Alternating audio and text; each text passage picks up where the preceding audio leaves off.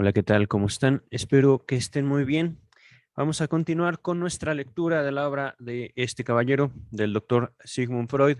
Estamos en el volumen séptimo, segundo texto, tres ensayos de teoría sexual. Ya estamos en el tercer ensayo, es decir, es el último de los tres ensayos de teoría sexual. Estamos en el segundo capítulo del tercer ensayo. Perdón. El tercer ensayo tiene por título La metamorfosis de la pubertad. El segundo capítulo tiene por título El problema de la excitación sexual, que me estoy dando cuenta de una cosa. Estamos abordando ciertamente, el título del texto completo nos lo dice, tres ensayos de teoría sexual, tres intentos de llegar a una teoría sexual, por decirlo de otra manera. Ajá. Pero ya en el video pasado me doy cuenta que nos estamos acercando a un problema que ciertamente, al menos yo no recordaba, yo no esperaba, pero es un problema que también me da gusto poderme encontrar en mi lectura. Lo voy a poner de manera manifiesta. El problema no de la excitación sexual, como sugiere el título del texto, sino el problema teórico de la pulsión sexual. Ajá. Este texto de tres ensayos de teoría sexual va muy parejo, va muy eh, ligado, tiene mucha relación con el texto del volumen 14 de la Standard Edition. Permítanme. Este libro que tengo ya muy desgastado por tanto uso, volumen 14, Standard Edition o ediciones Amorortu, por supuesto obras completas, Pulsiones y destino de pulsión o pulsión y destinos de pulsión. Bueno, forma parte de los trabajos de metapsicología, el texto que les sugiero. Pueden buscarlo en Google y seguramente encontrarán ya sea la edición Amorortu en Google o pueden encontrar el texto en otras traducciones, como por ejemplo Luis López Ballesteros. Que Luis López Ballesteros toma la palabra trip o latinizándolo triep, con B labial, B grande al final, para pasar este trip, esta palabra en alemán, directamente al español como instinto. Si mal no recuerdo, el texto de Luis López Ballesteros lo traduce él como el instinto y sus destinos, me parece. No estoy muy seguro, pero cuando en el capítulo pasado abordamos el problema, digamos, relativo a las metas parciales, a los instintos parciales que, por ejemplo, Freud señalaba el instinto de ver. Podemos también recordar el instinto de saber, el instinto de ser visto. Y por supuesto, aquí justamente nos separamos un tanto, curiosamente y paradójicamente, de lo que se entiende de acuerdo a una perspectiva, digamos, unidimensional de la sexualidad humana, conforme a la actividad genital, conforme a la actividad del coito, del acto sexual. Ajá. Es como si Freud hubiera podido entrever, hubiera podido distinguir distintos componentes de eso que la opinión popular liga con el sexo, la sexualidad. Ajá. Entonces, llegado al punto, al capítulo número 2 del tercer ensayo, el problema de la excitación sexual, justamente con la palabra problema, o me invita a mí a considerar, eh, digamos, qué representa para la investigación psicoanalítica la excitación sexual. Y esto, por supuesto, no como un problema de salud mental, ajá, no como un problema de lo que podríamos entender al día de hoy, eh, agosto del 2021, las implicaciones de la excitación sexual. No va por ahí. Ajá. Recordemos que el doctor Freud está analizando, está, digamos, descomponiendo la pulsión sexual en sus factores. Ajá. Está señalando los problemas que representan para el conocimiento de la sexualidad diversas situaciones. Empezamos con las aberraciones sexuales, seguimos con la sexualidad infantil y ahora en cuanto a la metamorfosis de la pubertad, encontramos la excitación sexual. ¿Qué representa la excitación sexual para el organismo? Ajá. Y por supuesto para el conocimiento de la sexualidad. Ahorita vamos a ir escuchando ya directamente al doctor Freud. Son 2 o 3 páginas de este capítulo, pero vamos a ver qué tan rico es también el comentario del texto. Empiezo con el texto directamente. Nos han quedado enteramente sin esclarecer tanto el origen como la naturaleza de la tensión sexual, que a raíz de la satisfacción de zonas erógenas se engendra al mismo tiempo que el placer. Viene aquí la nota a pie de página número 7. Es de Freud. Es por demás instructivo que la lengua alemana tome en cuenta en la acepción de la palabra Lust, L-U-S-T, el papel de las excitaciones sexuales preliminares, mencionando en el texto que simultáneamente ofrecen una cuota de satisfacción y contribuyen a la tensión sexual. Ajá. Lust tiene doble significado y designa tanto la sensación de tensión sexual, ich habe Lust, es una palabra alemana que quiere decir me gustaría o siento ganas de, como la de la satisfacción. Es decir, Lust designa tanto la sensación de tensión sexual como la de la satisfacción. Y este es, digamos, como una forma a través de la cual nos vamos dando cuenta de las herramientas que tiene un sujeto insertado en diversas culturas para apropiarse del mundo. Ajá.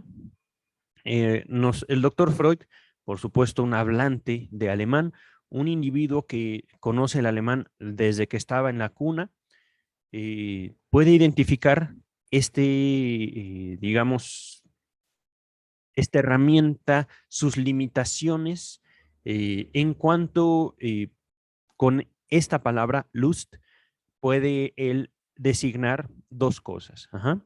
La tensión, es decir, y esto es curioso, lo estoy leyendo así como está en el texto, sensación de tensión, podríamos asociarlo nosotros en este momento, o yo lo estoy asociando como un momento, digamos, incómodo, ajá, como algo que mi propio cuerpo me pide para que yo esté tranquilo. Es decir, hay una incomodidad que yo tengo que tramitar. Ajá. Me gustaría, siento ganas de, ajá, es como están traduciendo o se traduce ich have Lust. Yo tengo Lust. Yo siento ganas de. Ajá. Mm, como la de la satisfacción. Aquí está, digamos, como un tiempo doble de la palabra Lust en alemán. Me gustaría, es decir, yo carezco de o siento ganas de, que se entiende también, nos coloca como en un afán de alguna cosa. Y al mismo tiempo, el alemán puede usar la palabra Lust. El idioma alemán usa la palabra Lust para indicar que estamos satisfechos. Es curioso, ¿no? Tanto al principio como al final. Como nos coloca como en un tiempo pasado, en anhelo de, como nos coloca ya satisfechos de eso que en algún momento anhelamos. Ajá. Pero bueno, vamos a regresar al texto principal. Voy a repetir la pequeña porción del párrafo antes de la nota a pie de página número 7. Nos dice entonces el texto, nos han quedado enteramente sin esclarecer tanto el origen como la naturaleza de la tensión sexual, que a raíz de la satisfacción de zonas erógenas se engendra al mismo tiempo que el placer. Esto fue justamente el problema, digámoslo, teórico, el problema en el que nos introdujo el capítulo pasado, a través del cual nos damos cuenta que, digamos, la naturaleza sexual del ser humano lleva a que se acumule tensión al respecto de lo que sea, cuando esa fuente de estímulo ha devenido en una excitación sexual.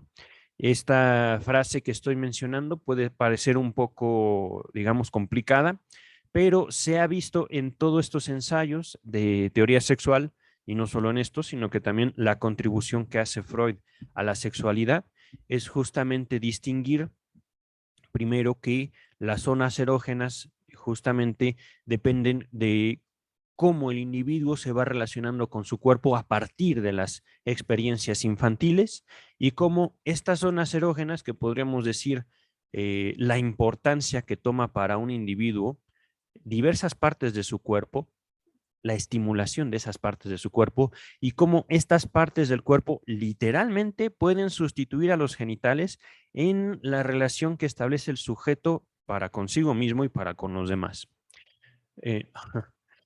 Entonces, a partir de todo este trabajo que hemos venido haciendo, se hizo gran parte de este trabajo en la lectura de 3 ensayos de teoría sexual, pero también, digamos, todo esto es la continuación desde el volumen 1, desde el primer texto de Freud, en el cual nos va dando cuenta de un neurólogo que se acerca al fenómeno de la histeria. Ajá.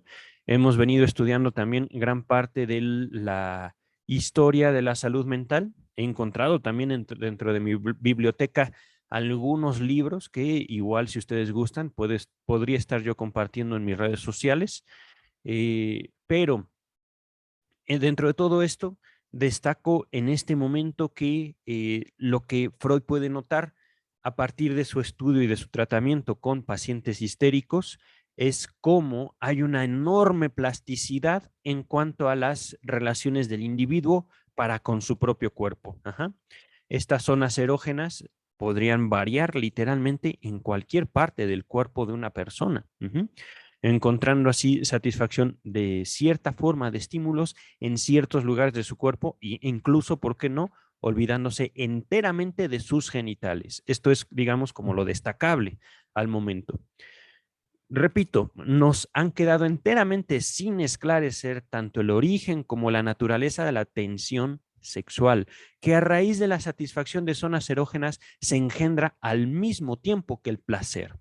Esta estimulación de zonas erógenas que no son o no necesariamente son los genitales, provoca cierta tensión que el organismo no quiere deshacerse, sino al contrario, quiere acumular y acumular y acumular y acumular y acumular. Fue ahí donde nos damos cuenta la característica de la pulsión sexual, no como una invitación del organismo humano para sí mismo, o digamos, eh, sí, es que es el organismo humano. Y ahorita, al decir organismo humano, pienso yo en la mente humana. Voy a reformular esta propuesta. La pulsión sexual, traducida en la tensión sexual, nos muestra cómo el ser humano, en cuanto puede relacionarse con algo que le brinda una cierta estimulación, puede llegar a traducir en una experiencia sexual básicamente cualquier relación que puede establecer consigo mismo y con el mundo. Les pongo el ejemplo, y este ejemplo podría parecer un poco extraño, pero ya me he comprado un mouse. No sé si se alcance a notar en mi cámara. A ver, déjenme ver. Aquí está, ya me compré un mouse. Esto lo digo porque había yo padecido literalmente la ausencia, o más bien el mouse que tenía había estado fallando, y ahorita con esta adquisición yo supero una dificultad que yo mismo había sostenido ya por tiempo innecesariamente largo. Esto, por supuesto, ustedes dirán, ¿qué tiene que ver? Si al fin y al cabo es un mouse, va a mi computadora, no tiene ningún contacto con mi cuerpo más que con la manipulación que yo hago para usar mi computadora. Sin embargo, justo se puede notar, primero que nada, una molestia mía al momento de yo no poder usar correctamente mi mouse, una dificultad que yo veo reflejada en mi trabajo, y este tipo, digamos, de experiencias que podrían ustedes decir no tienen nada que ver con la sexualidad? No, si estamos tomando como sexualidad, digamos, el aspecto únicamente genital. Ajá. En el momento en el cual yo puedo señalar una molestia que tengo con mi mouse, puedo también establecer un conjunto de acciones para librarme yo de esa molestia. Y sin embargo, no lo hice. Y sin embargo, lo sostuve. Ajá. Esto, por supuesto, yo y solo yo, esto es lo importante, el psicoanálisis ocurre en cada caso, es decir, en cada individuo y en cada situación. Yo y solo yo sé por qué no compré otro mouse. No es por una cuestión económica, simplemente fue porque eh, me dediqué a trabajar, por decirlo de una manera, y al momento de decir esto, yo sé cómo va esta, digamos, ceguera unida a mi propia sexualidad. Me dediqué a trabajar, hice a un lado las molestias, procuré yo acabar mi trabajo, digámoslo así. Ajá. Soy una persona dedicada, pero esta dedicación no debe de interferir, digamos, en el mismo trabajo. Ahorita voy a continuar con el texto. Ujú. Por supuesto que ahorita el planteamiento que estoy haciendo va justamente ligado con la forma en la que yo me relaciono conmigo y por supuesto también la forma en la que puedo relacionarme con otras personas, en todo sentido. Ajá. No únicamente en lo que determina, digamos, la opinión popular respecto a la sexualidad, sino justamente en mi trato cotidiano. Vamos ahorita a continuar con el texto, después de ponerles este ejemplo sobre la naturaleza, digamos, afectiva, la naturaleza humana al respecto de una sexualidad mucho más amplia que el mero coito. Dice el texto, la conjetura más obvia, a saber, que esta tensión resulta de algún modo del placer mismo, no solo es en sí muy improbable, queda invalidada por el hecho de que el placer máximo, el unido a la expulsión de productos genésicos, no produce tensión alguna, al contrario, suprime toda tensión. Por tanto, placer y tensión sexual solo pueden estar relacionados de manera indirecta. Ok, permítame un segundo, voy a bajar un poquito el micrófono. Siento que está, ahí está. Entonces, vamos a retomar esta pequeña introducción del problema de la excitación sexual. Tenemos que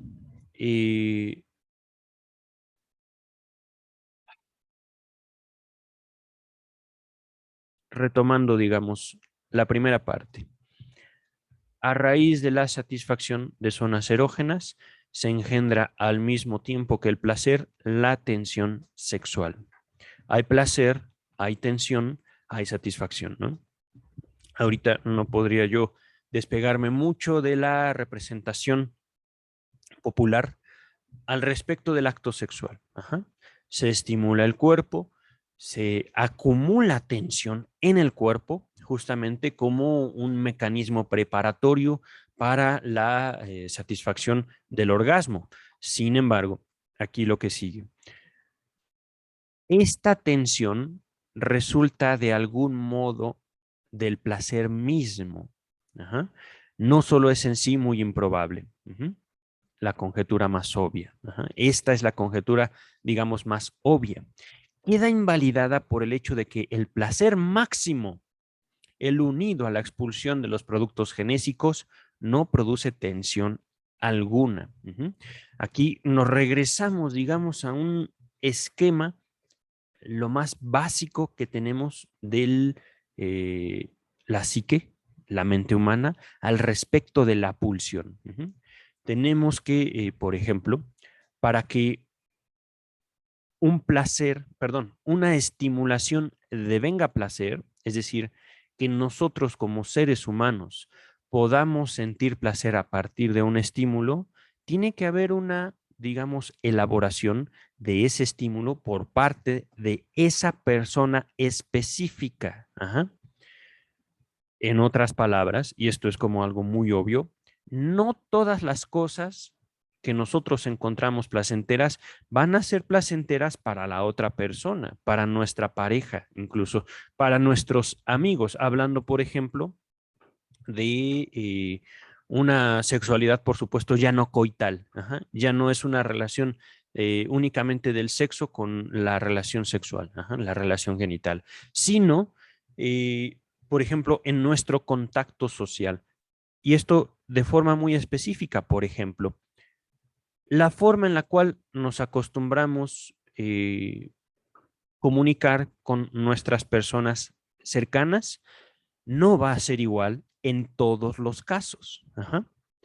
Va a haber situaciones en las cuales, por supuesto, nosotros nos demos mayores libertades, por ejemplo, en cuanto al uso del lenguaje soez, el uso de ciertas palabras que pueden ser insultos. Ajá. Va a haber situaciones en las cuales, por supuesto, nuestro trato será totalmente convencional, totalmente unidimensional. Y otras situaciones donde nuestras palabras serán sumamente medidas, tiernas, por ejemplo. Ajá. Esta, digamos, forma en la cual nosotros nos relacionamos con los demás, por supuesto, tendrá una relación con la persona del otro, ajá, hablando justamente de una tensión o una falta de tensión que nosotros procuremos en nuestro contacto con el otro. Ujú. Ahorita yo creo que este ejemplo de la relación de nuestro contacto social y de nuestro uso consciente de las palabras podría servirme para ilustrar mejor esta, digamos, naturaleza de la excitación. Ajá.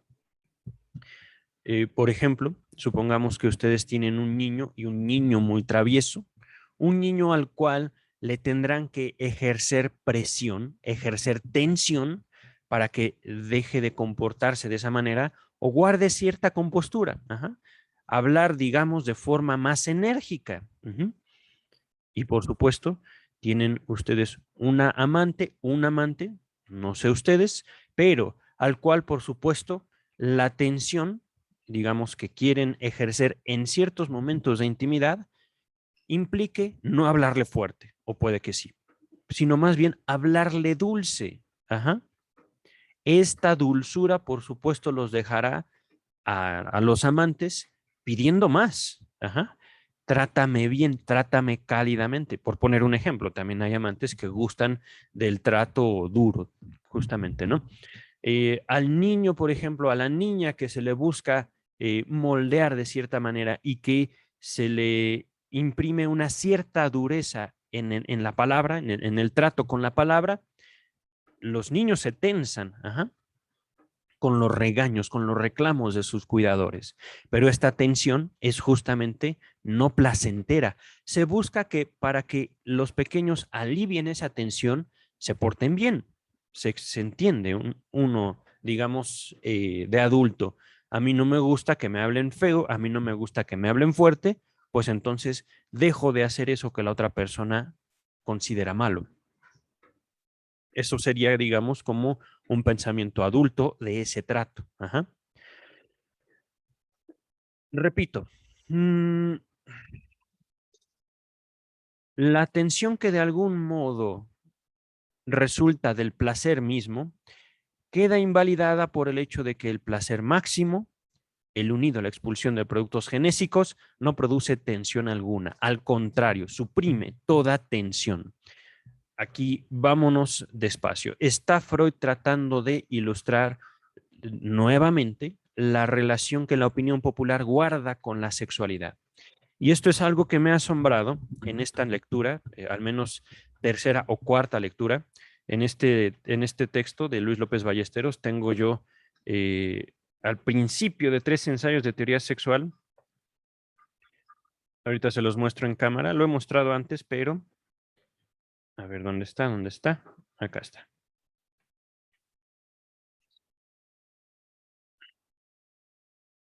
Tengo una... Ay, ¿dónde está?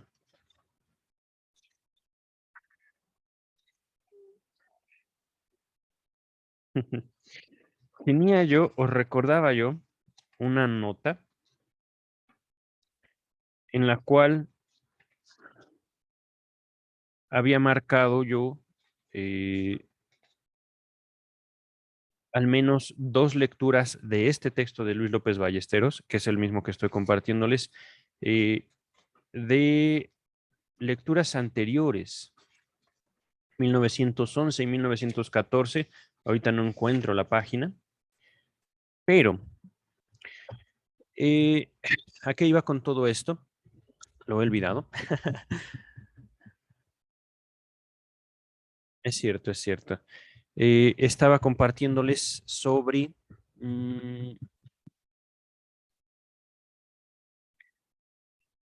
la opinión general, la sorpresa que yo encontré en el hecho de que Freud mismo sostenga la opinión general al respecto de la sexualidad, que considera en el acto sexual como lo normal. Y eso es también algo importante, de acuerdo, digamos, a esta concepción general, popular, digámoslo así, que liga el acto sexual con la normalidad, va unida también una carga, digamos, afectiva, va unida también una carga teórica de el acto sexual como no solo lo natural, sino también como el acto que manifiesta la salud mental. Ajá. Ahorita estoy haciendo una observación, estoy haciendo una liga, una asociación conforme a la lectura del mismo texto. Ajá.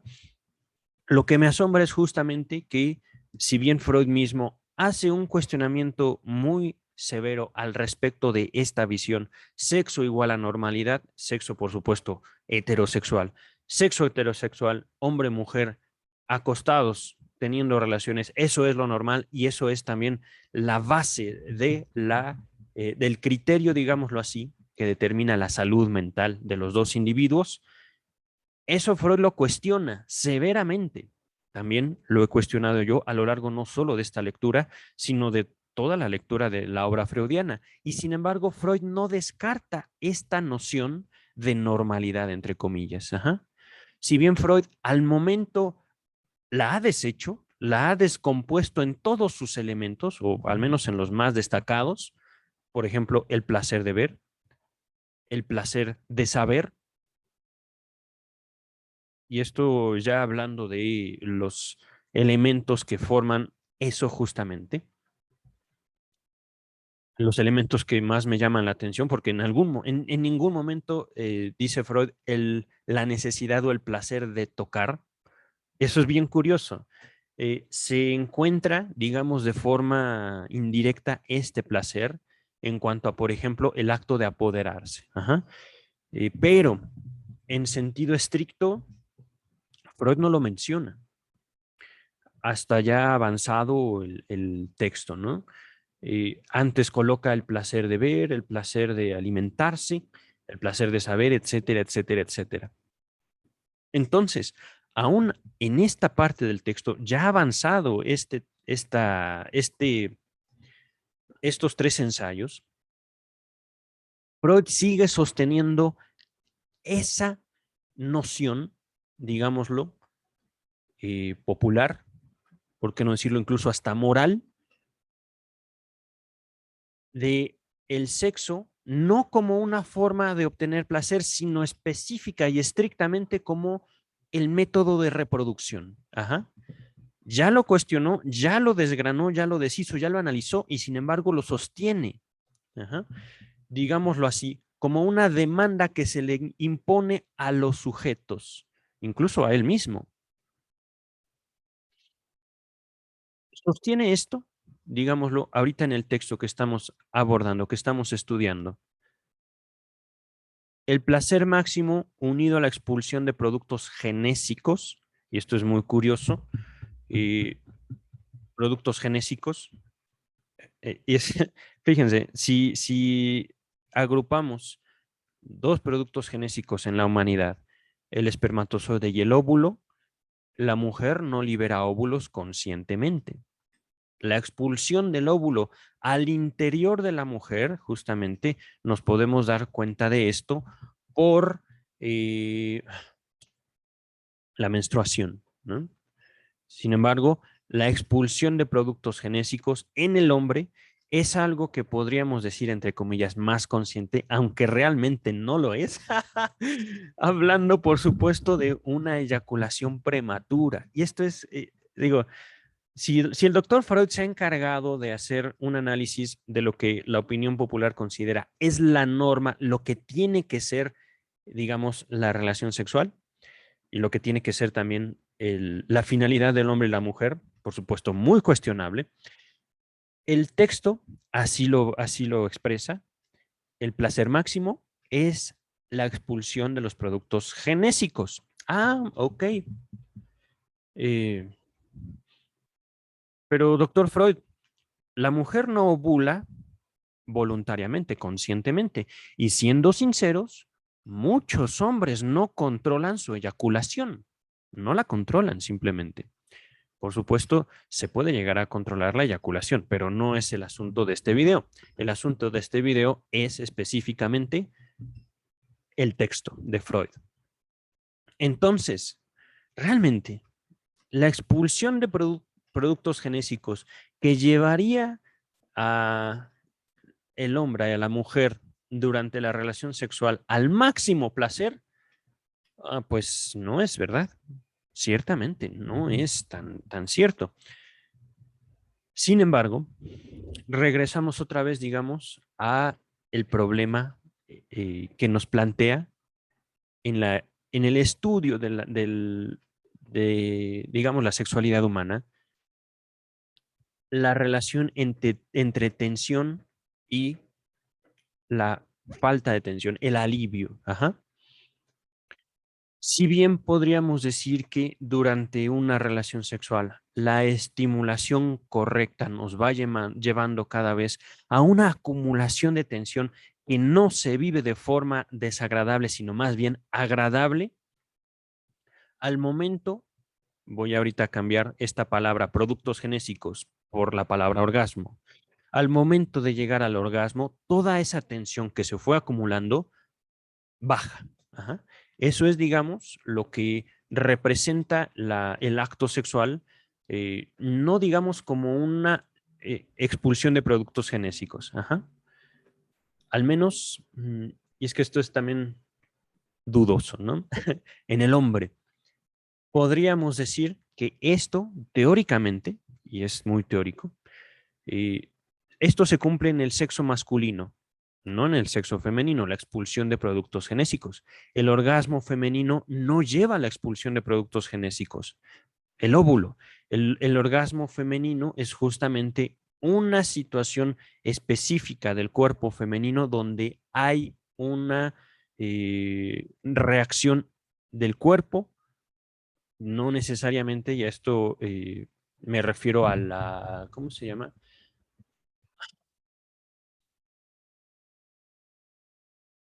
Hay una práctica, les- no me acuerdo cómo va, cómo se llama. La eyaculación femenina, vaya, en pocas palabras, la eyaculación femenina, si bien nos marca el orgasmo, no es una expulsión de productos genésicos. Ajá. Podría ser una expulsión de fluidos corporales. Podría ser el orgasmo femenino eso, aunque también el orgasmo femenino va asociado con, digamos, contracciones. No, no, no. Bueno, sí pueden ser contracciones, como este movimiento como convulsivo, es un paroxismo. Ah, estoy siendo muy técnico. Eh, vaya, el orgasmo femenino es una situación, digamos, corporal mucho más rica en sus manifestaciones que el orgasmo femenino, que el orgasmo masculino, perdón. Y aún así, y esto es importante, asociando, por ejemplo, la eyaculación precoz con el placer máximo, ahí es donde falla también la ecuación. Un hombre que eyacula antes de, digamos, alcanzar cierta tensión, vive su eyaculación de forma muy dolorosa. No un dolor físico, sino más bien un dolor digámoslo, mental, un dolor anímico. Siente su eyaculación, que podríamos traducir como un placer, como la manifestación, entre comillas, del placer máximo corporal, como algo que va en contra de su voluntad. Ajá. Eh, y esto es justamente lo que nos plantea el problema de la excitación sexual. Ujú. Estoy ahorita descomponiendo mucho el texto de Freud, estoy ahorita deshaciéndolo mucho, pero estoy también buscando también imitar al doctor Freud en su planteamiento y en su cuestionamiento de la opinión general que liga la sexualidad como el coito. Ajá. Realmente el texto siento yo que es puntual, sin embargo, no solo es una cuestión, digamos, de traducción, que podríamos ahorita salvarlo con la otra traducción de Luis López Ballesteros, sino que es una cuestión también de la forma en la cual el doctor Freud plantea el problema de la excitación sexual. Ujú.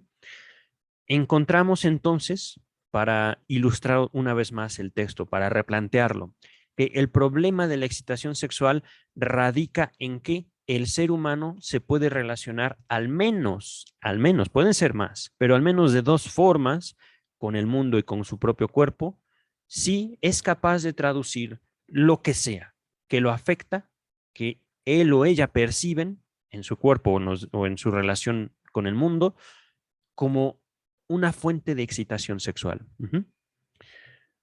Entonces, justamente por eso, dice el doctor Freud, empezando ya, digamos, el segundo capítulo, no nos ha quedado enteramente claro el origen y la naturaleza de la tensión sexual.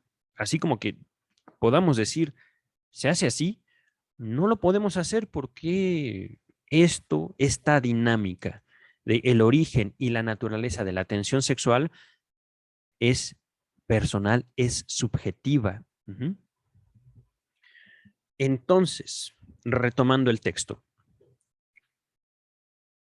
la expulsión de productos genésicos suprime toda tensión. Esto es teoría, esto es teórico. Ajá.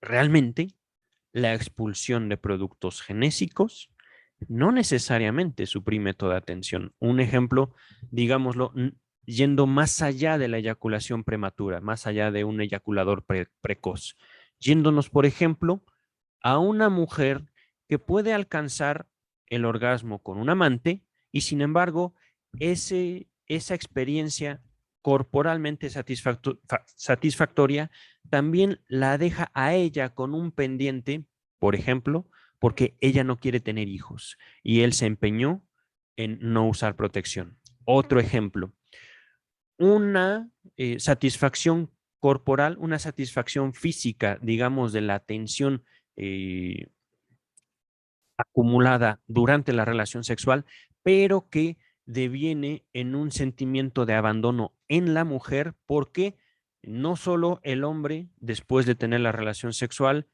la deja sin atención, incluso se puede retirar en ese mismo momento, es decir, tienen la relación sexual, qué bonito estuvo, con permiso, y se va. Ajá. No solo eso, el hombre podría estar en contacto con ella y sin embargo, ella espera otro tipo de trato de él para con ella a partir de la relación sexual y ese trato nunca llega. Supongamos que en esta relación, digamos, humana, en esta amistad, que pasó de una amistad convencional a una, digámoslo así, una amistad con el derecho de tener relaciones sexuales. Ella esperaba de él que a partir de eso fueran novios, por ejemplo, ajá, que tuvieran una relación de pareja mucho más formal, y eso no ocurrió. Entonces, esa tensión anímica justamente no encuentra satisfacción. Esa tensión, digamos, que trasciende el acto sexual, la llevó a ella, a partir de una relación que pudo haber sido muy satisfactoria, a un sentimiento, digamos, negativo hacia esa persona. Ajá. Aquí ya no estamos hablando de una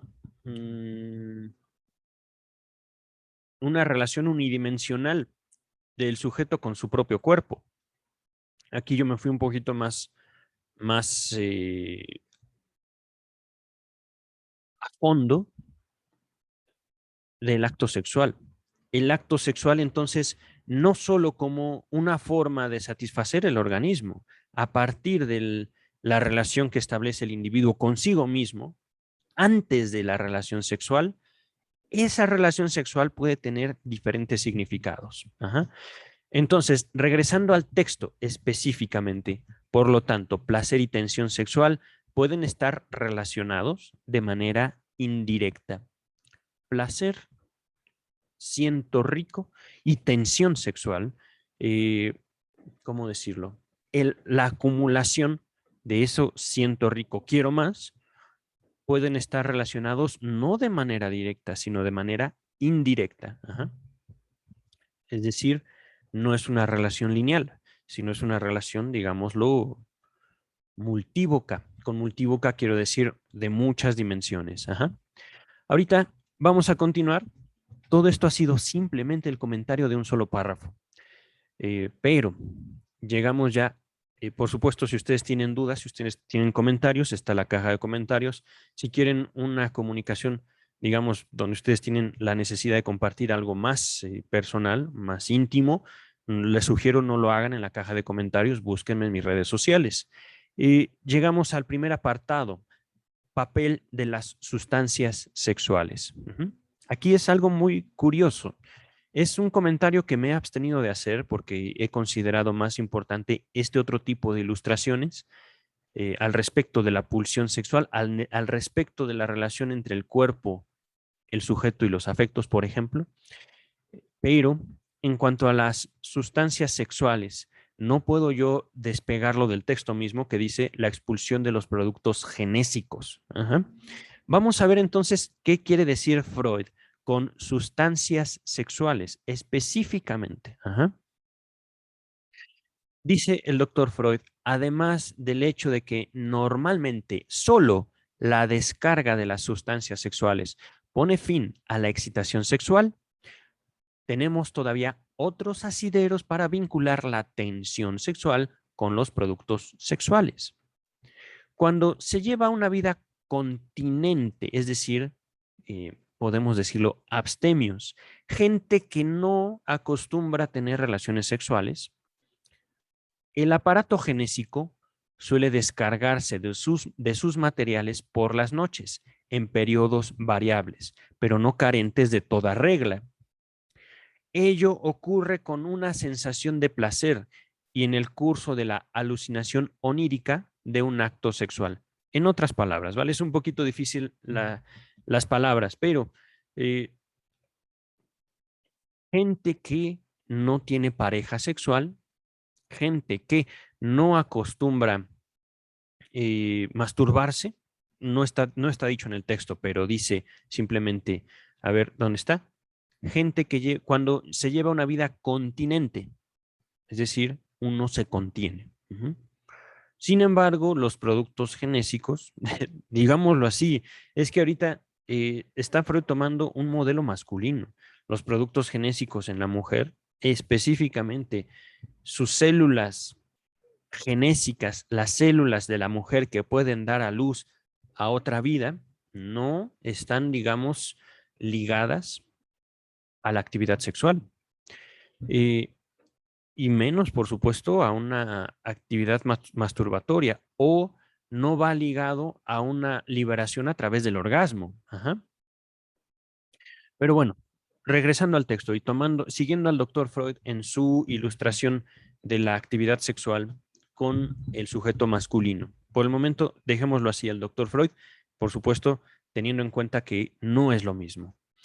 Cuando se lleva una vida continente, un hombre que se contiene, el aparato genésico suele descargarse de sus materiales por las noches en periodos variables, pero no carentes de toda regla. Aquí es importante. El aparato genésico, es decir, la producción, digamos, de esperma, suele aliviarse de esa tensión orgánica, de vez en cuando, por las noches, en periodos variables, es decir, no siempre, y no carentes de toda regla.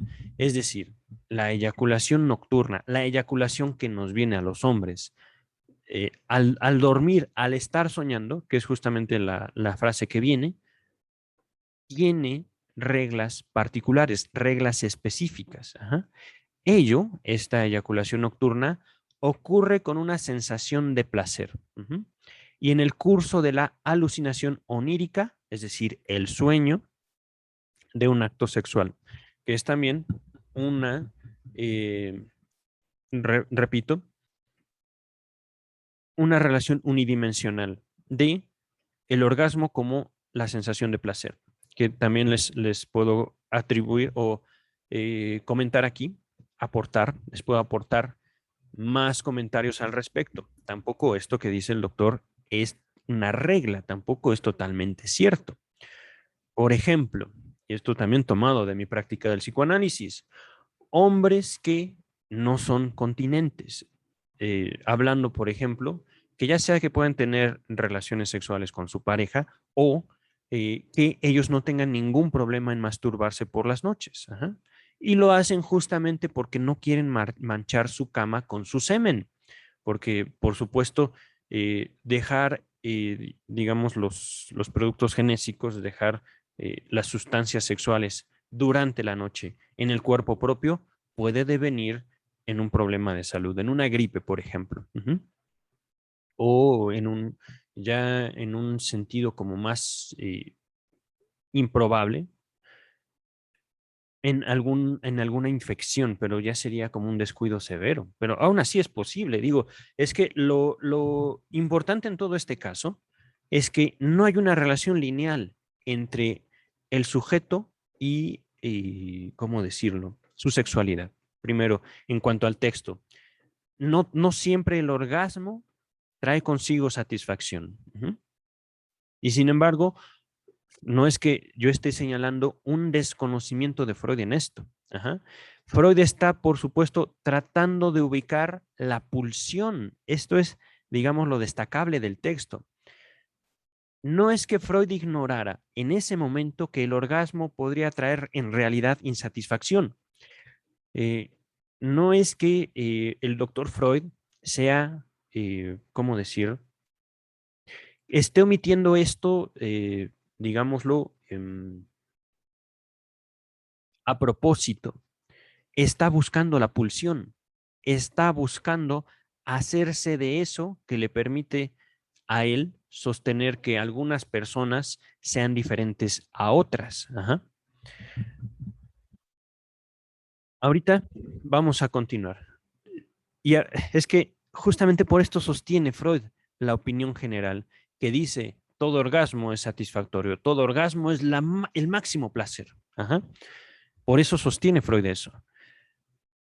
Dice el doctor Freud en su texto, ello ocurre con una sensación de placer, es decir, el orgasmo, digamos, durante el sueño. En vista de este proceso, la polución nocturna, parece difícil dejar de entender la tensión sexual, que sabe hallar el atajo alucinatorio en sustitución del acto, como una función de la acumulación de semen en el reservorio para los productos genésicos, justamente, ¿no? Ya habíamos advertido esto. El texto pasado no indica que las mujeres no tengan sueños sexuales, que no puedan incluso tener orgasmos durante sus sueños. Ajá. Pero aquí, digamos, el doctor Freud está de alguna manera y sin avisarnos reduciendo la sexualidad a un modelo masculino. Ujú. ¿Por qué? Porque aquí literalmente dice semen. Las mujeres no producen semen, los hombres sí. Y aún así, las mujeres sí pueden tener una respuesta sexual a partir de un sueño, dormidas. Ajá. Continúa el texto. En el mismo sentido, hablan las experiencias que se hacen sobre el agotamiento del mecanismo sexual. A ver, vamos a ver. Esto realmente no lo entendí muy bien. En el mismo sentido, es decir, de igual manera, podemos obtener las mismas conclusiones a partir de las experiencias que se hacen sobre el agotamiento del mecanismo sexual. ¿Qué es mecanismo sexual, doctor Freud? Vamos a ver. El mismo texto, antes de ir a la otra traducción, dice esta edición Amorortu, cuando la reserva de semen está vacía, no solo es imposible la ejecución del acto sexual. ¿Mm? ¿Qué? Fracasa también la estimulabilidad de las zonas erógenas, cuya excitación, por más que sea la apropiada, ya no es capaz de provocar placer alguno. Al pasar nos enteramos de que cierta medida de tensión sexual es indispensable hasta para la excitabilidad de tales zonas. Ok, nuevamente Freud regresa al modelo masculino de la excitación sexual, porque aquí es importante distinguir dos naturalezas, ¿no? La masculina y la femenina. La femenina, por supuesto, no requiere de esta, ¿cómo decirlo? Medida de tensión sexual. Voy a traducirlo en otras palabras. Ajá. Eh, el hombre después del orgasmo necesita de un periodo de descanso para poder recuperar una erección. La mujer, y por supuesto, la erección con el afán de continuar la relación sexual. La mujer no necesita de un periodo de descanso después de un orgasmo. La mujer puede, de hecho, tener orgasmo tras orgasmo, tras orgasmo, tras orgasmo, tras orgasmo. Se habla de, por supuesto, una naturaleza distinta. Se habla de una capacidad diferente, tanto de hombres como de mujeres, de sostener lo que, digamos, la opinión popular considera es la sexualidad, el acto sexual. Permítanme un momento. Voy a acomodar. Ahí está. Entonces, cuando Freud habla de el agotamiento del mecanismo sexual, se refiere justamente a la capacidad de tener una erección. Ah, agotamiento del mecanismo sexual. Y es justamente, ¿no? Eh, cuando digo justamente, es que estoy notando ahorita en esta lectura, tercera, cuarta, ya no lo sé. Ay, caray, estoy ocupado, no puedo salir. Ay, están tocándome el timbre. Oh, denme un segundo. No, es que ahorita, además tengo aquí mi teléfono, nadie me está buscando. Voy a continuar. Estaba entonces, agotamiento del mecanismo sexual. Cuando digo justamente, es que eh, me pregunto, ¿por qué Freud se está concentrando tanto en la respuesta sexual masculina? ¿Acaso el doctor Freud no sabe que una erección no es necesaria para la continuación del acto sexual? Me pregunto yo. Es verdad que el hombre necesita de un descanso para después de ese descanso poder tener una erección nuevamente. Y sin embargo, el doctor Freud aquí maneja una visión sumamente reduccionista, agotamiento del mecanismo sexual. Aquí yo podría pensar, hombre-mujer. No. Adelante dice, cuando la reserva de semen, entonces, respuesta sexual, mecanismo sexual masculino. Y aquí está vacía. Ah, caray. ¿De dónde saca el doctor Freud que es posible vaciar? Como si, y aquí seré sumamente gráfico, como si el semen se acabara después de una eyaculación. Eso, ¿de dónde lo saca usted, doctor Freud? Es que aquí no me voy solo a un conocimiento mío, a una experiencia mía, sino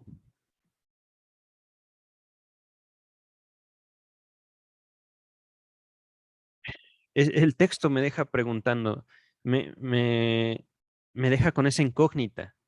La reserva de semen está vacía, es decir, se puede vaciar. No. No solo es imposible la ejecución del acto sexual, ok, entiendo más o menos por dónde va usted, doctor Freud, entiendo que se necesita de un descanso, pero pueden ser unos minutos, no tienen que ser un día, 2 días para que tengamos ahora sí reserva de semen, no, no, no, basta unos minutos y realmente ese es también el punto. Eh, Uno, es verdad, podría uno eyacular por primera vez durante una relación sexual y soltar mucho semen, soltar mucho, sustancia sexual, pero se recupera después de unos minutos de descanso la capacidad de tener una erección y esta segunda erección ciertamente no necesariamente tiene o expulsa tanto semen, pero aún así la relación se puede llevar a cabo y una tercera, una cuarta vez. Ajá. Y esto, por supuesto, depende mucho de las capacidades de cada hombre, capacidades físicas. Y aquí es justamente donde me doy cuenta de la limitada y me pregunto por qué. ¿Por qué el doctor Freud hace esta limitada perspectiva de la humanidad y específicamente del mecanismo sexual masculino? Dice Freud, reserva del semen está vacía, no solo es imposible la ejecución del acto sexual. Ok, ok. Supongamos que sea así. Fracasa también la estimulabilidad de las zonas erógenas. Ok, vamos a ver, es verdad. Descansemos unos minutos después del acto sexual. Se alcanzó el orgasmo masculino, dame unos minutos, pero vamos a retomar después. Minutos. Ajá. Durante estos minutos, es cierto, es imposible la ejecución del acto sexual si tomamos la erección como ¿cómo decirlo? La condición, si tomamos la erección como la condición para tener un acto sexual. Sin embargo, no solo el acto sexual es por una erección. Eso es, digamos, lo que me llama la atención del texto freudiano. Cuando la reserva, ya, fracasa también la estimulabilidad. Ok, no me estimules a mí, yo te estimulo a ti, ¿vale? Es también lo que me llama mucho la atención. No creo que el doctor Freud sepa o desconozca que se puede continuar con el juego, con la estimulación justamente parcial de las zonas erógenas directas o indirectas. Cuando el hombre está descansando, me refiero de su erección. Ajá. Mm, Ok, por más que sea la apropiada, la excitación, la estimulabilidad de estas zonas erógenas ya no es capaz de provocar placer alguno. Ok, pues bueno, no, no, no, en ese momento pues no se estimula al hombre, pero puede estimularse a la mujer, por ejemplo, ¿no? Continúa el texto. Al pasar nos enteramos de que cierta medida de tensión sexual es indispensable hasta para la excitabilidad de tales zonas. Ok, aquí es donde está Freud, digamos, aterrizando el punto. Ajá. No se trata de ver la relación sexual como una relación unidimensional. Es decir, para que haya relación sexual tiene que haber erección. Estamos buscando, se los advertí de antemano, la pulsión. No el hombre, no la mujer, sino lo que nos dice un ser humano agotado, hombre o mujer. Incluso una mujer que diga, estoy cansada, no quiero tener sexo, por ejemplo. Cierta medida de tensión sexual, y aquí estoy pensando en asociar la tensión orgánica con la tensión sexual, es indispensable hasta para la excitabilidad de tales zonas. Ok, regresamos entonces. No hay que tomar al doctor Freud en este punto a la letra, literalmente. Hay que extraer de lo que está diciendo el doctor Freud, de esta limitada visión, lo que él quiere transmitir, ajá, la idea que él quiere mostrarnos, eh, pulsión sexual, para poder distinguir lo que es la pulsión, lo que la humanidad hace con el instinto sexual, es necesario observar que tanto un hombre como una mujer agotados no van a experimentar placer al momento de ser estimulados, incluso apropiadamente. Sabemos que le gusta a nuestras parejas, pero él o ella pueden decirnos, ahorita no, estoy cansado, estoy cansada. Ajá. Y justamente nos damos cuenta cómo para que exista esa cierta tensión sexual, el organismo tiene que contar con un reservorio de energía. Ajá. Dicho esto, vamos a continuar. Así nos vemos llevados a una hipótesis que, si no ando equivocado, está bastante difundida. La acumulación de los materiales sexuales crea y sostiene la tensión sexual. Ello se debe tal vez a que la presión de estos productos sobre la pared de sus receptáculos tiene por efecto estimular un centro espinal de la médula espinal, ¿vale? El estado de este es percibido por un centro superior, engendrándose así para la conciencia la conocida sensación de tensión. Si la excitación de zonas erógenas aumenta la tensión sexual, ello solo puede deberse a que tienen una prefigurada conexión anatómica con esos centros. Elevan el tono mismo de la excitación y, cuando la tensión es suficiente, ponen en marcha el acto sexual. Pero cuando no lo es, incitan la producción de las sustancias genésicas. Antes de continuar el texto, viene aquí la nota a pie de página número 8. Nos dice Strachey en la nota 8, hipótesis ya examinada por Freud en su primer trabajo sobre la neurosis de angustia. Este trabajo se los voy a colocar al final del video, tanto en la descripción como en una de estas pantallitas que aparecen al final. Entonces, primer trabajo sobre la neurosis de angustia, tomo 3, página 108. Continuamos con el texto principal, ya vamos un poquito menos de la mitad. Entonces, nota número 8, aquí está. Los puntos débiles de esta doctrina, digamos de esta doctrina orgánica, sentimos deseo sexual porque nuestras sustancias genésicas llegan a un punto de acumulación bastante grande. Esto es, digamos, la doctrina. Los puntos débiles de esta doctrina que encontramos, por ejemplo, en la exposición que hace Krafft-Ebing de los procesos sexuales, reside en lo siguiente. Creada para explicar la actividad genésica del hombre maduro, toma poco en cuenta 3 situaciones cuyo esclarecimiento debería brindar al mismo tiempo. Son las situaciones de los niños, de las mujeres y de los varones castrados. En ninguno de estos 3 casos puede hablarse de una acumulación de productos genésicos en el mismo sentido que en el hombre, lo cual estorba la aplicación sin tropiezos del esquema. Empero, debe admitirse sin más que sería posible hallar ciertos expedientes a fin de subordinarle también estos casos. De cualquier modo, queda en pie la advertencia de que no debemos atribuir a la acumulación de productos genéticos operaciones de las que no parece capaz. ¿Ok? Entonces, vemos por qué Freud se está limitando en los párrafos anteriores a una visión muy estrecha de la sexualidad, porque es justamente parte de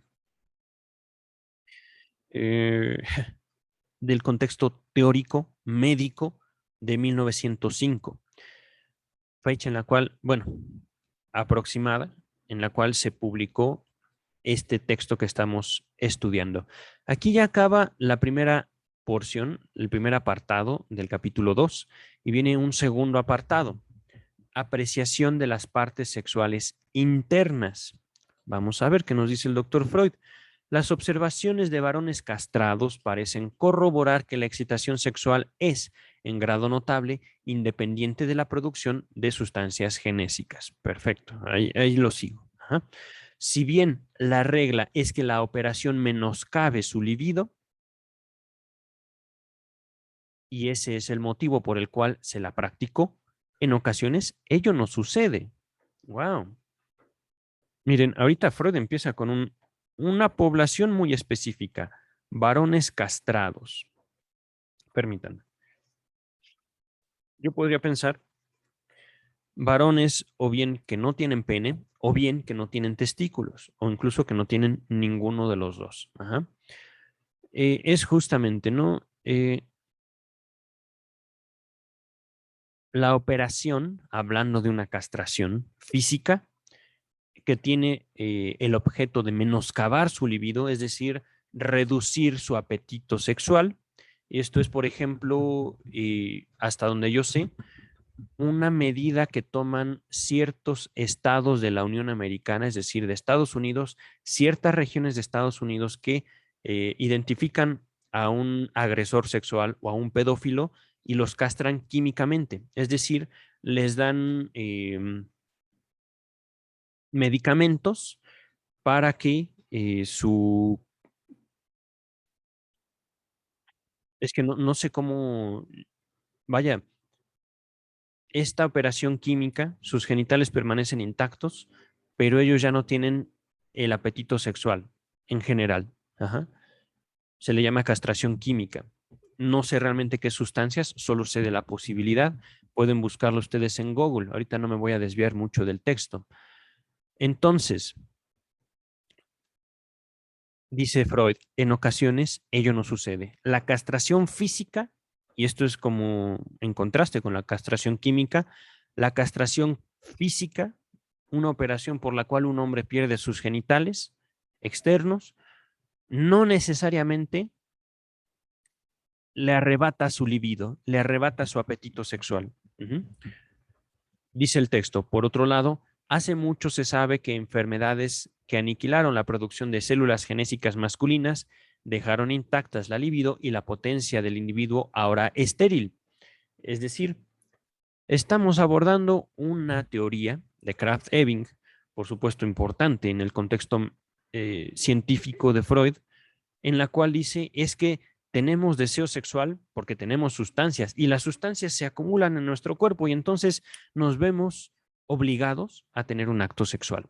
Dice Freud, no. ¿Por qué? Porque hay varones castrados. ¿Por qué? Porque estos también sienten deseo sexual. ¿Por qué? Porque también individuos con sus órganos intactos, pero que tuvieron una enfermedad que ya no les permite producir espermatozoides, eh, y aún estos tienen su potencia, pueden tener erecciones y su apetito sexual no se ve alterado tampoco. Entonces, continúa el texto. Por eso, en modo alguno, es tan asombroso como lo supone C. Rieger en 1900, que la pérdida de las glándulas genésicas masculinas en la madurez pueda no tener mayor influencia sobre la conducta anímica del individuo. Aquí viene la nota número 10. Ah, miren, me salté la 9.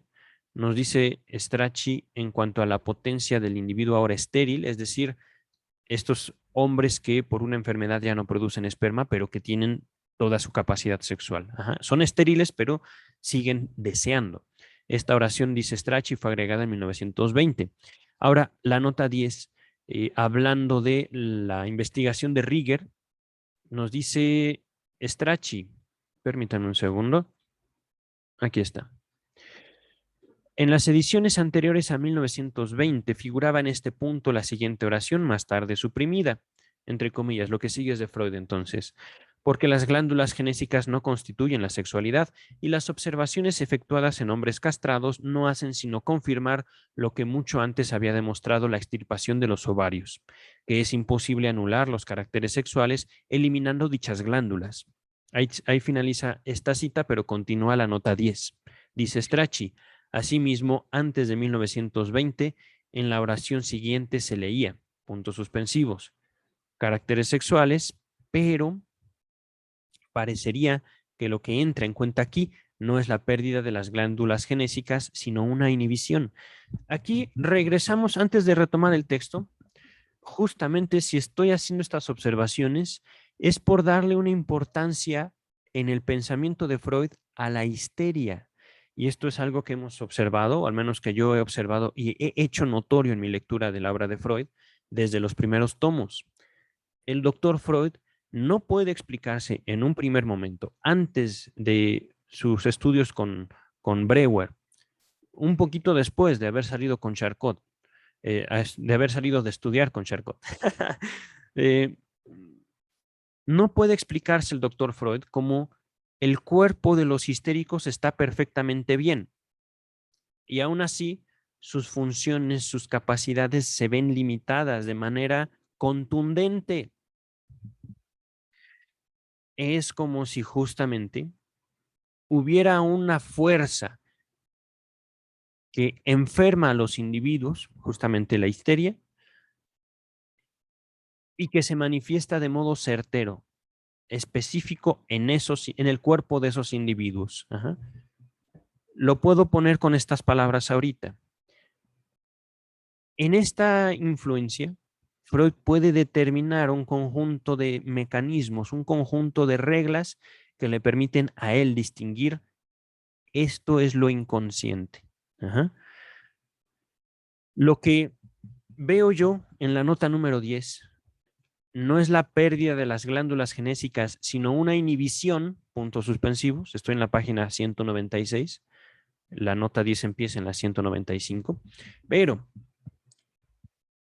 los individuos están anatómicamente completos y aún así se inhibe su deseo sexual. O al revés, individuos que carecen de glándulas genésicas, individuos que tienen su anatomía seccionada, castrados, y aún así sostienen su libido, sostienen su deseo y su potencia incluso. Vamos ahorita a continuar, ¿vale? Hablando de potencia, no me refiero necesariamente a una erección, una potencia que se ve en su contacto con otras personas. Por ejemplo, un carácter autoritario. Vamos a continuar. Es cierto que la castración, esto ya es el texto principal, la castración practicada a una tierna edad, antes de la pubertad, se aproxima por su efecto a la meta de suprimir los caracteres sexuales. Pero en tal caso, además de la pérdida de las glándulas genésicas mismas, también podría ser que entrara en cuenta la inhibición del desarrollo de otros factores vinculada con esa pérdida. Ahí finaliza el segundo apartado. El tercer apartado tiene por título, es el último, les advierto, teoría química. No es muy largo, es aproximadamente una página, pero trae también una nota bastante larga. Nos dice entonces el tercer apartado, teoría química, para que veamos justamente que dentro de este tercer ensayo, la metamorfosis de la adolescencia, Freud no está en este momento hablando de la adolescencia, está hablando de la pulsión, de eso que la humanidad hace con su instinto sexual. Dice entonces el tercer apartado, experiencias hechas con la extirpación de las glándulas genésicas, entre, entre paréntesis, testículos y ovarios, en animales, y la implantación alternativa de tales órganos en vertebrados. Nota número 11, pero voy a continuar. Han arrojado por fin una luz parcial sobre el origen de la excitación sexual y empujado a un plano todavía más secundario la supuesta importancia de una acumulación de los productos celulares genésicos. Repito, productos celulares genésicos. En otras palabras, se ha reducido todavía más la posibilidad, y estamos hablando de la ciencia de 1905, de que nuestra sexualidad sea determinada por la acumulación de las células genésicas, óvulos y espermatozoides. Antes de continuar, me remito ahorita a la nota número 11. Esta se liga a la implantación alternativa de los testículos y los ovarios en vertebrados, es decir, animales que tienen un esqueleto, ajá, un esqueleto interno. Dice aquí, es una nota de Freud, véase la obra de Lipschutz, 1919, a la que se hizo referencia en la nota 13, en la página 134. Ahorita estamos en la 196. Pero bueno, regresamos al texto principal. Dice el doctor Freud, se ha hecho posible el experimento por E. Steinach de mudar un macho en una hembra y a la inversa, una hembra en un macho en cuyo proceso la conducta psicosexual del animal varía de acuerdo con los caracteres genésicos somáticos y juntamente con ellos. Antes de continuar, yo les comento justo una observación que yo hago en mi libro, la diré así directamente, no somos animales, en el sentido en el que eh, ahorita se está hablando digamos, de una teoría química. se ha hecho a lo largo de la historia experimentos que buscan determinar justamente la naturaleza de la conducta sexual humana. Ahorita estamos viendo a través de experimentos en animales. Ajá. Wow. Mm, sin embargo, mm, es mi estudio, no solo de la obra freudiana, sino también de la humanidad en general, de la historia de la humanidad, el permitirme sostener esa observación, incluso en este momento, a la misma hora de Freud. Freud está citando experimentos hechos en animales, en el cuerpo del animal que logran mudar un macho en una hembra y al revés, una hembra en un macho. Mm,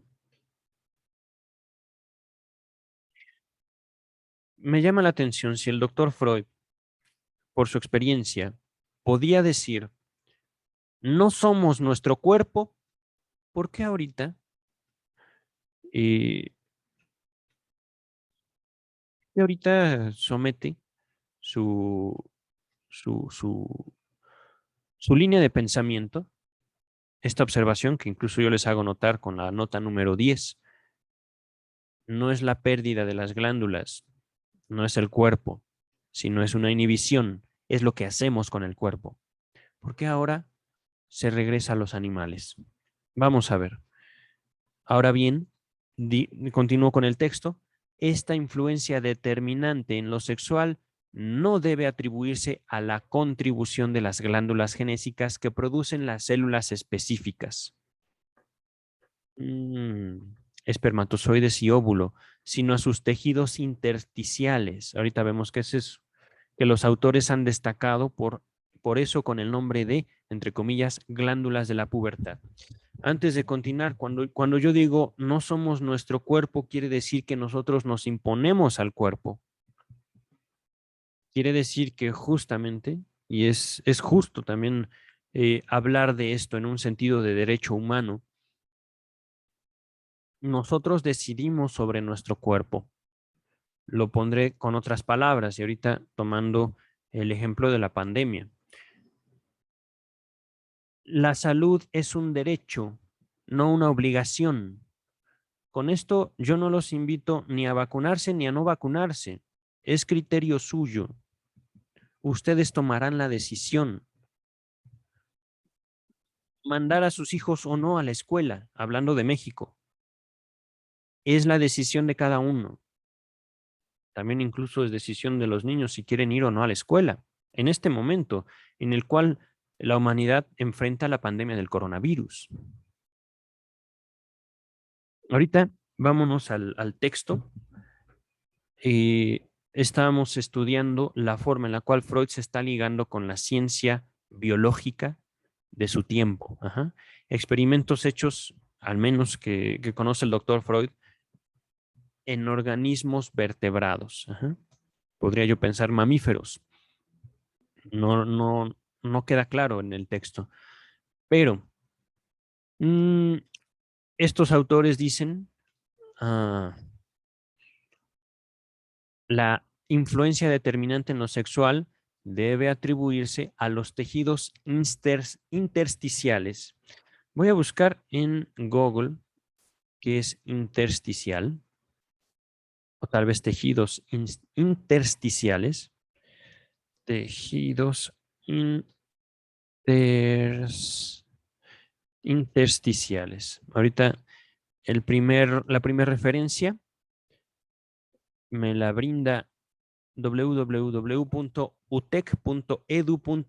Es una página peruana, blog de bioingeniería. Voy a ver si esta definición nos basta. El intersticio se encuentra formado por el tejido colectivo conformado por una monocapa celular que rodea casi todos los órganos del cuerpo, como los pulmones, la piel, tracto digestivo y arterias, y que está conformado por colágeno y elastina. A ver, la otra definición viene ligada, es líquido intersticial, pero no son, permítame un segundo, no son células, no, ¿dónde está? Tejidos intersticiales. A ver, a ver, a ver. Voy a irme a Wikipedia a ver si encuentro órgano intersticio. Permítame un segundo. Estoy ahorita abriendo una imagen que me gustaría compartirla en el video. Mm, permítame un segundo. Voy a cambiar un poco. Me, me van a ver en pequeño ahorita. Share screen. Aquí está. Share. Ahorita, cuando busqué tejidos intersticiales, me arrojó, como les comentaba, la definición de intersticio. Ahorita la vuelvo a repetir. Pero cuando me fui a Wikipedia, justamente en la parte de abajo, acá se ve la palabra, no tejido, sino intersticio. Ahorita voy a regresarme a Wikipedia, que dice justamente lo que están viendo en su pantalla. El intersticio es un espacio contiguo lleno de líquido que existe entre la piel y los órganos del cuerpo, incluidos los músculos y el sistema circulatorio. Está situado bajo la piel y recubre al menos el sistema digestivo, el sistema excretor, los pulmones, las arterias, las venas y los paquetes de células de fibras musculares. De este modo, todos ellos quedan interconectados por un sistema de compartimientos de líquido intersticial. Así, el intersticio resulta ser uno de los mayores órganos del cuerpo humano junto con la piel. Entonces, regresando al texto, permítame, voy a dejar de compartir. No quiero, dejo de compartir el texto de Freud porque no quisiera que se me censurara el video luego en internet por estar compartiendo justamente porciones literales del texto. Stop share, ahí está. Y sigo grabando y ya estoy yo en la página, en la pantalla, perdón. Entonces, dice Freud, regresando al texto, la influencia determinante en lo sexual no debe atribuirse a la contribución de las glándulas genésicas que producen las células específicas, espermatozoides y óvulo, sino a sus tejidos intersticiales, que los autores han destacado por eso con el nombre de, entre comillas, glándulas de la pubertad. Estos tejidos intersticiales, estas, digamos, porciones de algo que nos conecta con nuestros propios cuerpos, con nuestros propios órganos, perdón. Es muy posible, continúa el texto, que ulteriores indagaciones revelen que las glándulas de la pubertad tienen normalmente una disposición andrógina, lo cual daría un fundamento anatómico a la doctrina de la bisexualidad de los animales superiores. Andrógina quiere decir que no es hombre ni es mujer. Podríamos decir incluso o bien la ausencia de una distinción clara o la conjunción de estas dos posibilidades anatómicas, no, posibilidades de configuración. Es que ahorita batallo entre el género, la anatomía, la fisiología. Mm, a ver, voy a ir a la definición de andrógino, de acuerdo a la Real Academia Española. Andrógino, permítame un segundo. Andro, andro, androginia, calidad de andrógino o andrógina, hermafrodita. Dicho de una persona de rasgos externos que no se corresponden definidamente con los propios de su sexo. Una tercera definición, de acuerdo a la botánica, es monoico. Ok, vamos a continuar con el texto. Entonces, hablando justamente de una posibilidad de que el cuerpo humano, el ser humano, contenga en realidad en medidas distintas las dos, digamos, posibilidades de configuración de los sexos. Ajá.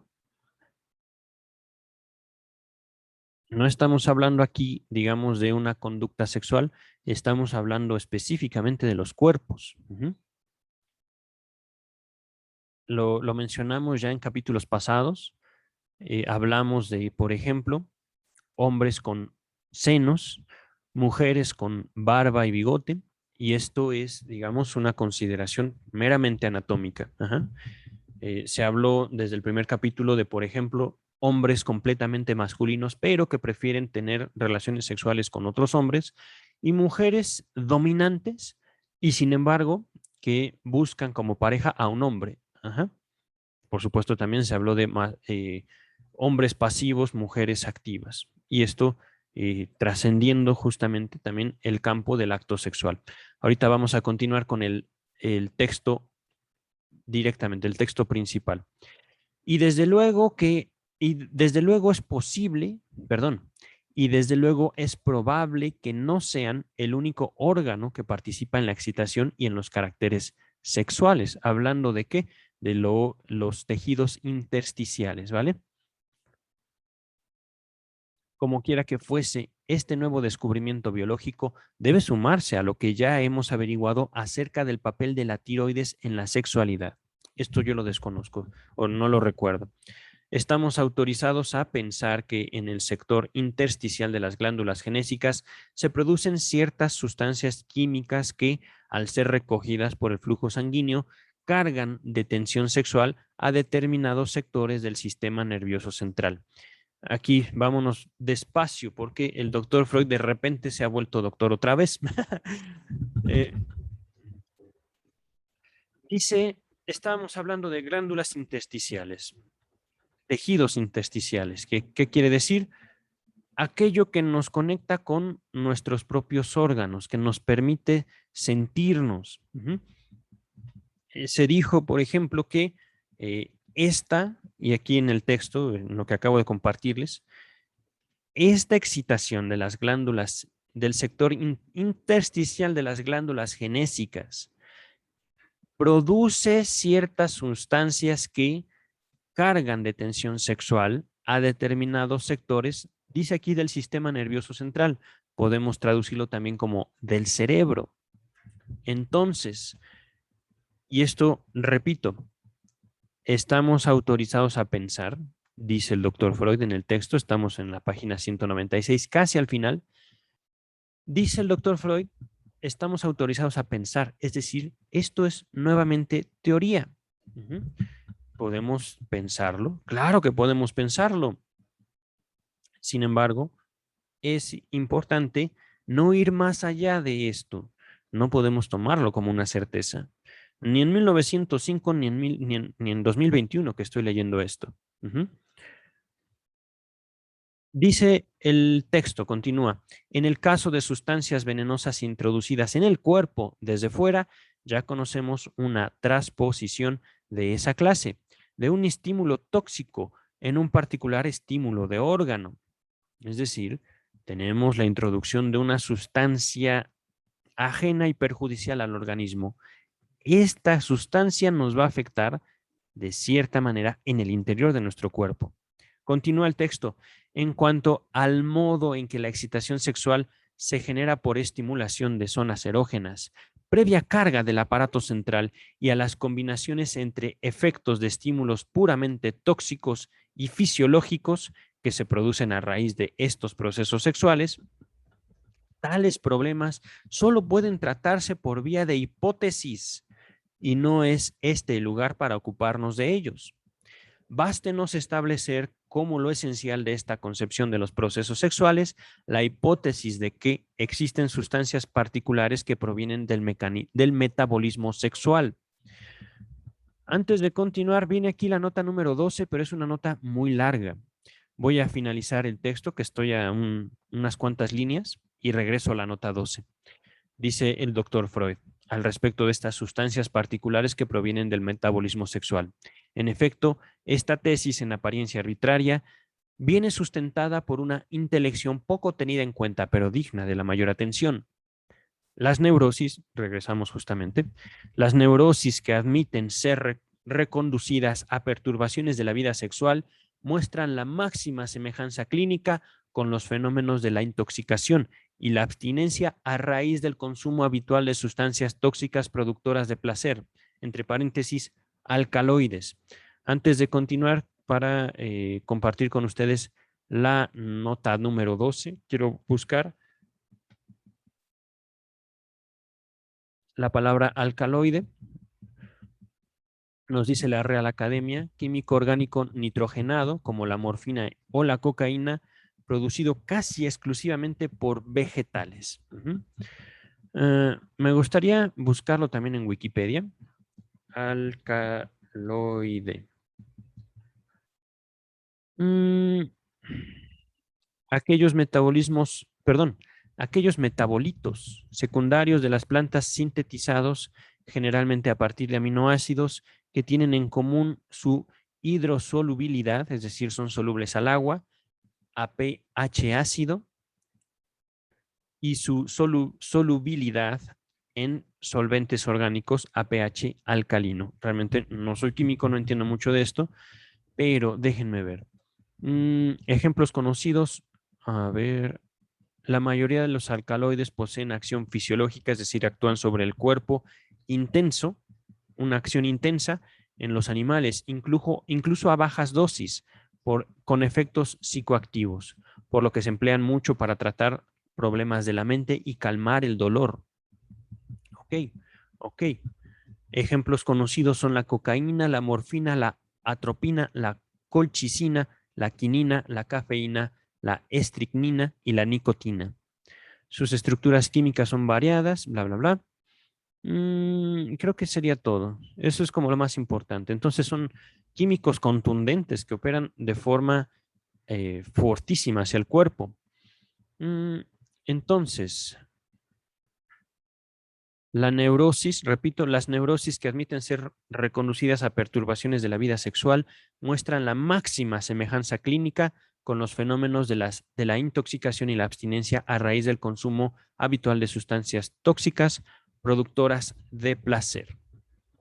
Aquí el doctor Freud, para poder ilustrar la relación, digamos, de la química corporal, repito, para poder identificar después de todo esto la pulsión sexual, el instinto, lo que hacemos con el instinto sexual, está ahorita apelando justamente a experimentos con animales para poder reconducir todo a una dinámica química.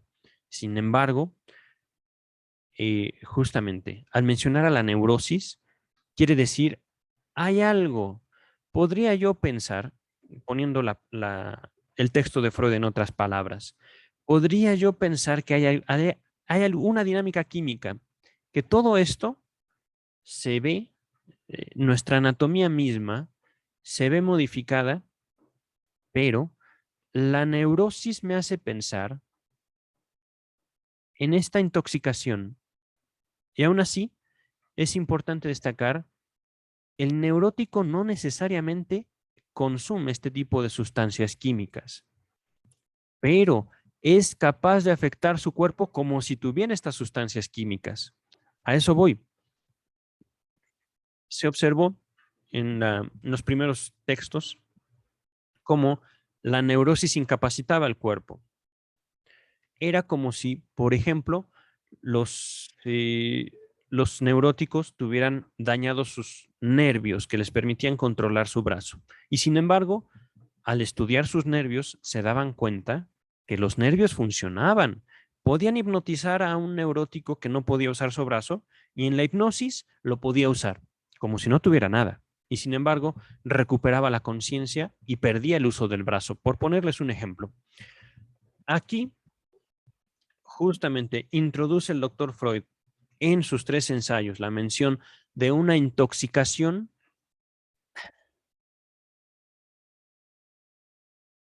como una posible inhibición en cuanto a las funciones y en cuanto al uso de los órganos del cuerpo de los individuos. Y aquí cuando introduce en el texto literalmente las neurosis, está hablando de una condición, repito una vez más, que ya no es contemplada por la psiquiatría, la neurología, la psicología moderna, y sin embargo que sigue operando, que sigue existiendo. Esto se los digo por experiencia propia. Ahorita, eh, me llama mucho la atención, por supuesto, su asociación entre la intoxicación y la abstinencia. Pero voy a remitirme al texto, voy a compartir con ustedes la nota número 12 para finalizar este texto y continuar con mucho trabajo que tengo pendiente. Pero, eh, ya, la nota 12 dice, el texto, la mayoría, al parecer es de Freud, pero Strachey hace una introducción en la nota 12, nos dice, en su forma actual, todo este párrafo, hasta este punto, data de 1920. Esto de, a ver, aquí está. Bástenos establecer como lo esencial de esta concepción de los procesos sexuales, la hipótesis, es decir, el planteamiento. No sabemos qué ocurre, pero podemos pensar esto. Existen sustancias particulares que provienen del metabolismo sexual. Nota número 12. Hasta aquí es de 1920. En la primera edición de 1905 y en las dos que siguen, aparecía en su lugar el siguiente texto. Todo esto está entre comillas, es decir, son palabras de Freud. La verdad es que no podemos informar nada acerca de la naturaleza de la excitación sexual, sobre todo porque no sabemos a qué órgano u órganos está ligada la sexualidad, puesto que advertimos que hemos sobreestimado la importancia de las glándulas sexuales. Después de sorprendentes descubrimientos, nos han enseñado el importante papel de la tiroides en la sexualidad. Nos es lícito suponer que el conocimiento de los factores esenciales de esta última es todavía cosa del futuro. Quien experimente la necesidad de llenar esta gran laguna de nuestro conocimiento mediante alguna hipótesis provisional puede formarse el siguiente cuadro, apoyándose en las sustancias eficaces que se han descubierto en la tiroides por la estimulación apropiada de zonas erógenas, así como en las otras situaciones en que nace una coexcitación sexual, una sustancia disemina por todo el organismo, una sustancia diseminada por todo el organismo se descompone y los productos de su descomposición aportan un estímulo específico a los órganos de la reproducción o al centro espinal enlazado con ellos. Ya conocemos, esto está entre paréntesis, ya conocemos en el caso de otras sustancias venenosas introducidas en el cuerpo como algo extraño, una transposición así de un estímulo tóxico en un particular estímulo de órgano. Todavía no es tiempo de tratar por vía de hipótesis las combinaciones entre efectos de estímulos puramente tóxicos y fisiológicos que se producen a raíz de los procesos sexuales. Por lo demás, no asigno ningún valor a la hipótesis propuesta y estaría dispuesto a abandonarla en el acto en favor de alguna otra, siempre que ésta conservara su carácter fundamental, la insistencia en el quimismo sexual. Esta palabra quimismo ya la habíamos visto. Ahí finaliza la contribución de Freud a la nota 20, no, la nota 12, perdón, pero continúa la nota 12. Antes de continuarla, quiero buscar qué es quimismo. Recuerdo, es verdad, la Real Academia no contiene la palabra quimismo. Si mal no recuerdo, era como esencia. No, quimismo. Quimismo. Conjunto de transformaciones químicas que se producen en un fenómeno. Ok. Entonces, hablando de, digamos, una de las primeras formas en las que Freud expuso su pensamiento, él estaba muy seguro que había algún juego químico y sin embargo modificó esta parte para que nosotros la heredáramos así. Ya no habla de química.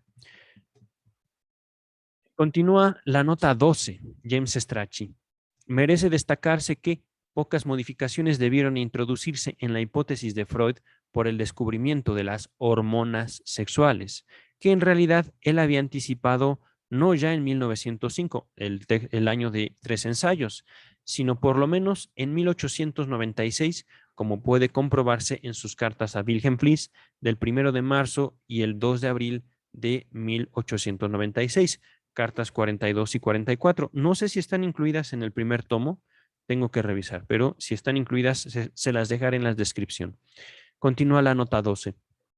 Volvió a insistir en la importancia del quimismo, es decir, de la química sexual, en su segundo trabajo sobre el papel de la sexualidad en las neurosis, 1906, publicado más o menos simultáneamente con la primera edición de los 3 ensayos de teoría sexual. Véase también sus puntualizaciones al respecto en el texto sobre la sexualidad femenina en el volumen 21. Con esto acabamos el capítulo 2. Estamos ahorita ya en el final de la página 197. El capítulo que sigue se llama Teoría de la libido, teoría de la libido, libido, la teoría de la libido. Esto ya lo veremos el próximo video, son solo 2 páginas, pero vamos a ver qué tanto nos aporta. Por el momento es todo, bástese por hoy, cuídense mucho, hasta luego, doctor Freud. Nos vamos a seguir encontrando en el estudio de su obra. Cuídense mucho, que tengan un bonito día, tarde o noche. Oh.